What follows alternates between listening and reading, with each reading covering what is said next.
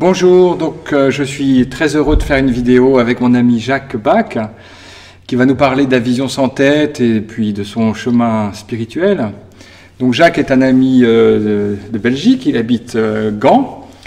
Juste deux mots sur ta vie. Donc tu as été ingénieur dans les chemins de fer belges. Oui. Tu es retraité maintenant? Oui, depuis 2008. Depuis 2008. Et puis tu as rencontré pas mal de maîtres, pas mal d'enseignants. Oui. Tu as rencontré Douglas Harding, tu as rencontré Jean Klein, tu as rencontré Walter Kears. Walter Kears et puis Jean Klein. Et c'est Walter Kears qui a une fois invité Douglas Harding à Hoornboeg, dans les Pays-Bas. Ouais. Et là, ça a été la première rencontre avec Douglas. Ok, on va y venir. Oui. Et donc tu as aussi, oui, tu parlais de Douwe Timmersma, donc...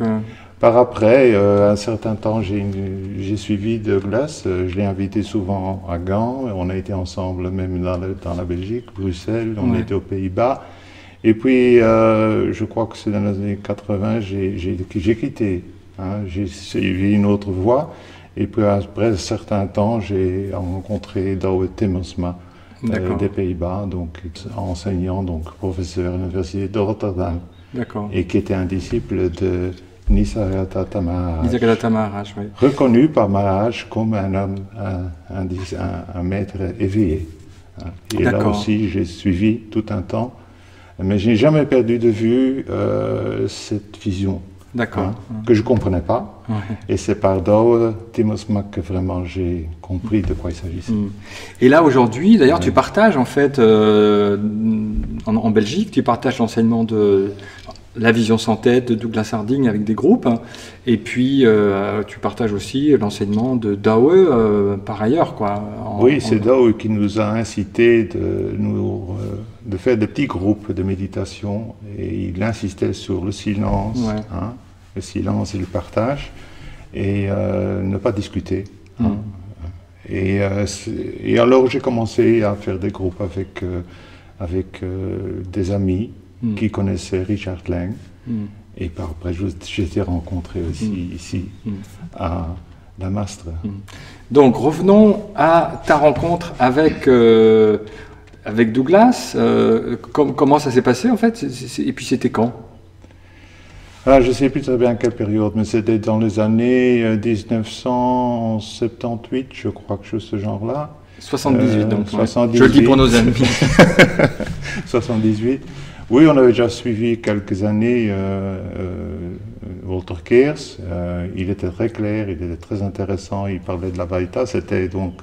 il avait de l'Advaita, oui. Oui, oui. Donc c'est le Krishna Menon. Krishna Menon, oui. Krishna Menon qui était son maître.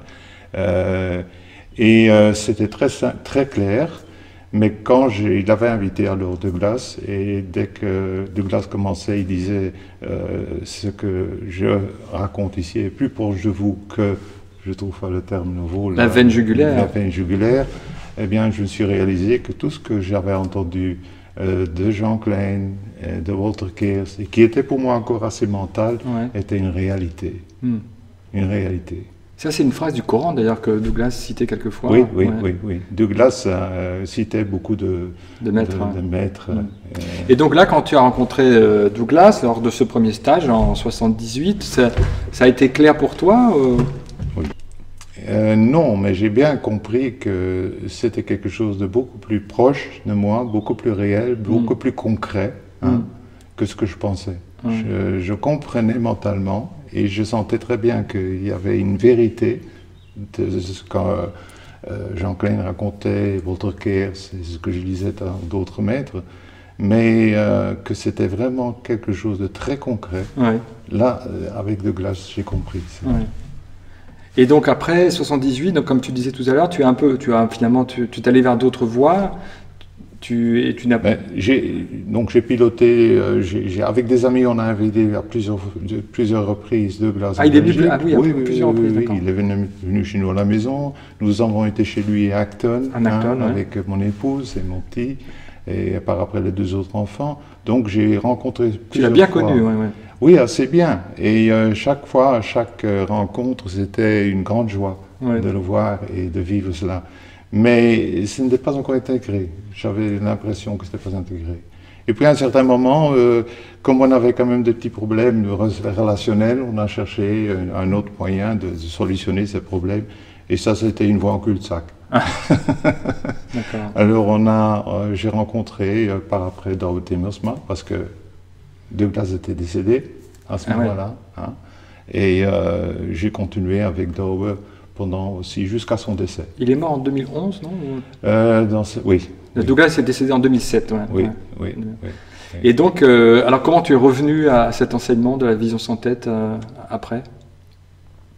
Ben, je dis, j'ai toujours eu à mon chevet, sur ma table de chevet, le petit livre de Douglas Harding. Vivre sans tête. Oui. Non, c'était celui de Richard Lang, Seeing What You Are, Who You Are. Ouais, hein? Seeing Who You Are. Ouais. Seeing Who You Are, où il y a donc des extraits. Ouais.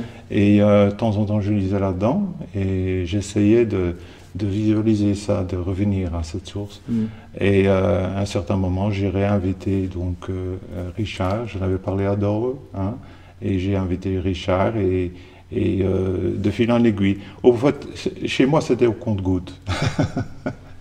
Tout doucement, ça s'est révélé plus concret. Ouais. Et après, donc c'est devenu une pratique pour toi très très importante, quoi. Oui. Maintenant, tu reviens à cette source, tu vis dans cette source, et c'est devenu évident. Comment ça s'est fait en fait? C'est avec les ateliers de Richard ou? C'est presque imperceptible. C'est fait graduellement. Graduellement. J'avoue sincèrement que tout au départ, après mes études, j'ai eu une expérience d'ouverture. Hein? J'étais dans une situation où je cherchais qui suis-je, hein, et j'étais arrivé au bout de chemin et j'ai tout simplement fait le geste que je ne connaissais pas. J'ai dit, il faut chercher à l'intérieur. Hein. Et là, j'ai senti quelque chose qui m'a bouleversé. Je n'ai jamais eu par après encore une expérience de ce genre-là, mais ça a été une amorce, quoi. Et j'ai eu l'impression qu'à partir de ce moment-là, j'étais pris en charge. Le petit, au fait, il a été... J'ai rencontré des amis qui m'ont mis en contact avec tous ces maîtres-là. Hein? Oui, c'est imperceptible et ça a pris beaucoup de temps parce que ça fait 50 ans que ça me passionne. Dans le boulot aussi, pendant 40 ans, j'ai rencontré personne pour partager. Ce n'est que la dernière année que j'ai trouvé quelqu'un, un chef de bureau avec qui je pouvais parler du bouddhisme et de cette ouverture-là. Hein? Mais voilà. Et là maintenant, alors qu'est-ce qui te touche dans cette voie de Douglas Harding, dans cette approche en fait? Qu'est-ce qui, toi, t'intéresse vraiment? Ce qui me touche, c'est que c'est tellement simple, tellement concret, tellement proche, tellement réel. C'est ma base. C'est devenu ma base. Comme Douglas disait, retourne. Donc quand il y a des problèmes, retourne à ta base. N'essaye pas de trouver des solutions. Hein. S'il n'y a pas de solution, retourne à ta base. Oui. Et la base, c'est cet espace. Cet espace. Ouais. Cet espace. Et c'est une joie aussi, parce que quand je rencontre des amis, aussi les amis, on trouve ça formidable de se rencontrer. Mais j'ai deux groupes en Belgique. Il y a des groupes qui suivent donc les rencontres comme Douwe nous a demandé de faire, et je continue avec ces gens-là. Donc ce qu'on fait, on prend une heure de méditation avec des textes Nijadada ou de Douwe, avec un peu de musique, hein, et alors on échange. Et puis on a des groupes qui font des exercices de Douglas, hein, mais ce sont presque les mêmes personnes. Oui. Parce que pour moi, il n'y a pas de différence. Oui. L'un est plutôt une compréhension, et l'autre c'est une vision. Une vision, oui. Et la vision, je trouve que la vision est absolument nécessaire. Oui, sinon ça peut rester mental. Voilà. En fait. On peut rester lire des textes, Oui, ça c'était mon problème. C'est que c'était très mental. Et dans tous les exercices que tu as utilisés de Douglas, au fond, quel est celui qui te ramène le plus simplement chez toi, au centre, dans cette base? Le plus simple. Ah oui, tu fais souvent ce geste. Le plus simple, c'est ça. Explique à nos amis, alors comment tu t'y prends avec ce geste? Eh bien, c'est tout simplement, j'explique aux gens, vous prenez vos deux mains, hein, et entre ces deux mains, il y a un vide, mais un vide objectif. Et quand vous l'amenez ici, à 0 cm où vous êtes, ce vide, c'est la vie, c'est du vide. Hein, et ça s'explose, c'est l'ouverture. Donc il suffit de faire un petit geste. Un geste qui te ramène comme ça vers la vacuité. Voilà.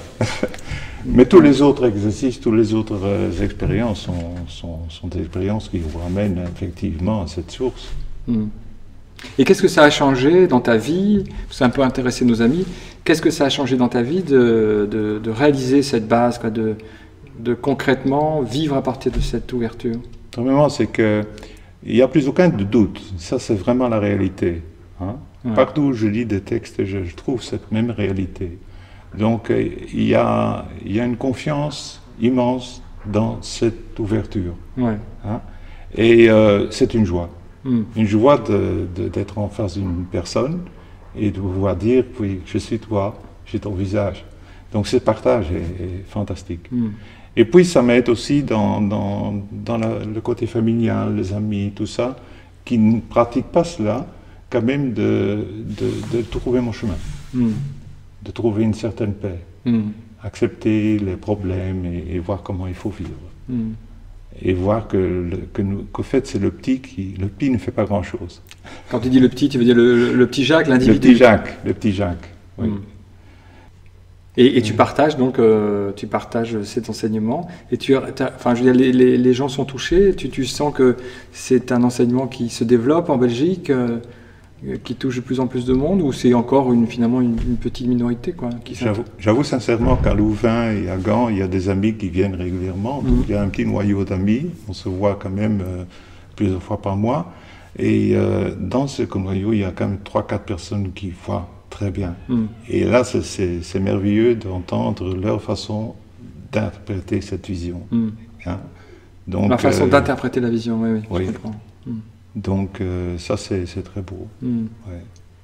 Et ici, nous sommes voilà, au stage d'été en Ardèche, et on est avec une quarantaine d'amis pour partager cette vision de notre vraie nature. Et c'est vrai que c'est un bonheur, une communion. Oui, il y a une joie intérieure d'être ici. Oui. Donc en fait, pour toi, parce que souvent on présente l'éveil comme quelque chose de soudain, abrupt. Pour toi, en fait, c'est un chemin qui a été progressif et très progressif, qui s'est fait, tu le disais, de manière imperceptible en fait. Tu es entré dans cette base de manière imperceptible. Mais il y a toujours eu la recherche. La recherche, oui. J'ai jamais abandonné. J'ai parfois été jusqu'au nord de la Hollande pour aller voir un maître, et je revenais de la nuit jusqu'à 2h du matin, et à 6h j'étais au boulot. Mais là, c'est fini ta recherche maintenant. Oui, non. Parce que je continue à venir ici pour partager. C'est sans fin quand même. Mais, oui, il n'y a pas de mots pour exprimer cela, mais il y a une paix, une paix, une ouverture quand même. Oui.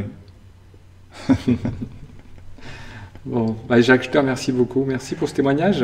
Ah oui. Et j'espère que les gens, parce que j'ai des amis parfois qui désespèrent parce qu'ils cherchent, et là ils abandonnent. Alors je dis, n'abandonnez pas, continuez. J'aimerais mémoire que Richard, il y avait une dame dans un stage, et Richard faisait l'exercice avec le doigt. Et alors elle dit, je monte, et Richard dit, continue, ne t'arrête pas, continue. C'est ça. Jusqu'au centre, jusqu'à la source. Jusqu'au centre. Et même si vous ne trouvez pas, continuez, n'arrêtez pas. Et si vous l'avez vu, restez là. Et là, Dow était très formel. Il dit, quand vous avez senti quelque chose, que vous avez vu clair, ne lâchez pas. Maintenez ça. Et n'essayez pas de trouver autre chose. Et ça, je trouvais un enseignement formidable. Et justement, comment tu fais, toi, pour maintenir la vision dans le quotidien? Est-ce que c'est quelque chose de naturel, ou est-ce qu'il y a des moments où tu l'oublies? Est-ce que c'est difficile? Ça te demande un effort, ou au contraire, ça devient quelque chose qui est là sans effort? Naturel, je n'ose pas le dire, mais disons que les problèmes de la vie, les problèmes parfois sont une opportunité pour revenir. Douglas disait ça, il disait les difficultés du petit sont les opportunités du grand. Oui. Ça m'incite à revenir à cela. Et aussi, c'est comme s'il y a un courant de fond qui continue toujours, qui est toujours là. Donc, il y a 50 ans que j'ai commencé, entre guillemets, mais je me rends compte que c'était avant aussi, mais il n'y a pas de temps. Donc, chaque fois, je me rends compte, au fait, c'est là, c'est ça. Mais il y a une évolution.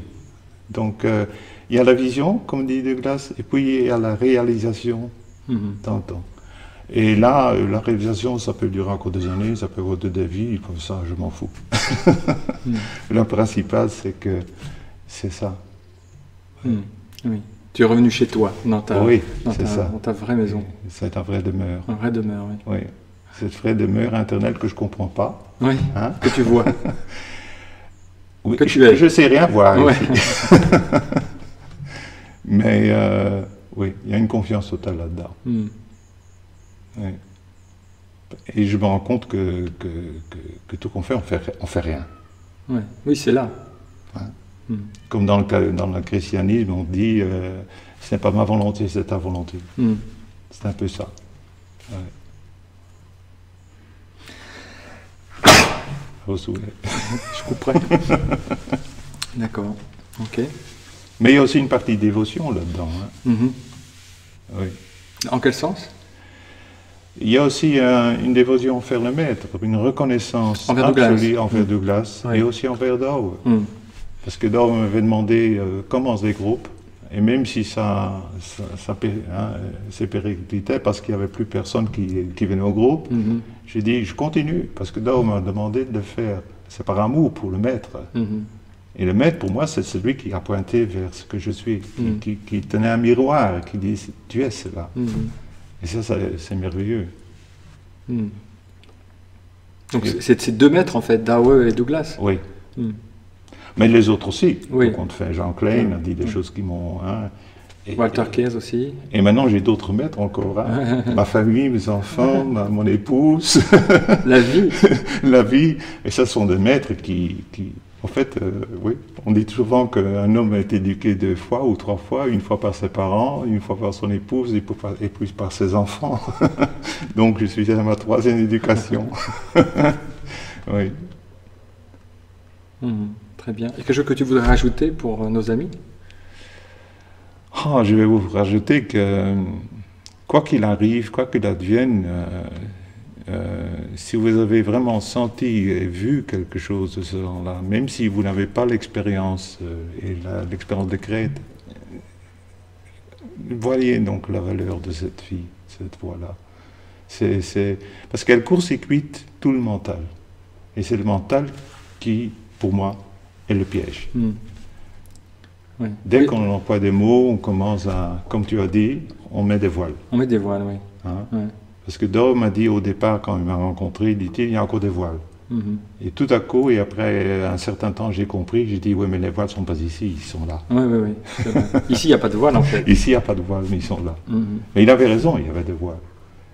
Et quand on regarde sans ces voiles, ça devient magnifique, parce que aussi les couleurs et tout ça, le corps aussi, il sent une certaine paix, donc il y a quand même une répercussion sur tout, quoi. Et aussi sur les rapports avec les personnes. Oui, il y a des petits miracles qui se font. On va terminer là-dessus, alors sur le miracle. Oui. Merci Jacques. Merci.